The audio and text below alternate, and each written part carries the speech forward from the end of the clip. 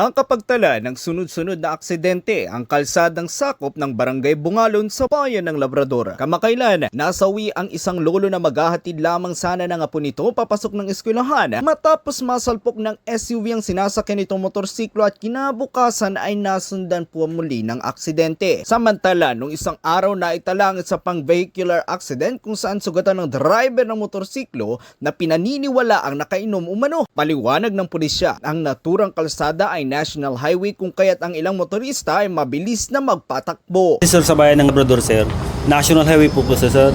Kaya hindi natin maiwasan yung mga sasakyan, sir, na magpatakbo sila ng mabilis, sir.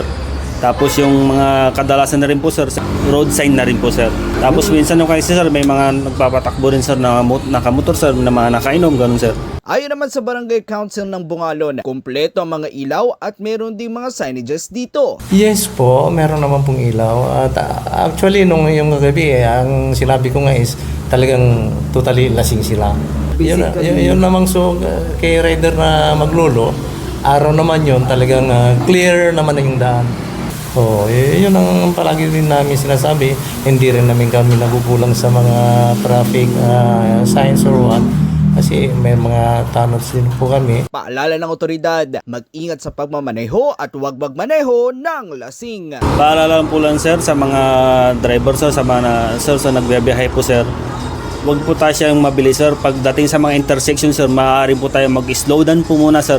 Kasi hindi po natin alam yung bigla-biglang may lalabas dyan po sa intersection po, sir. At saka po, sir, sa mga nakamotor naman po, sir, dobleng ingat po. Sigurado yung pag nag-drive po tayo ng motor, sir, mag-helmet po tayo, sir. Hindi po tayo nakainom ng magmamaneho po, sir. Ito yung bahagi ng National Highway dito sa Barangay Bungalon sa bayan ng Labrador kung saan madalas na nangyari itong mga sunod-sunod na aksidente. Pero giitang otoridad na ito ay just by human error lamang dahil sapat naman umano ang mga ilaw dito at mga road signages. Kasama mo mula rito sa IFM Dagupan, ito si Idol Matthew Pacheco. Tatak IFM. IFM News. IFM News. IFM.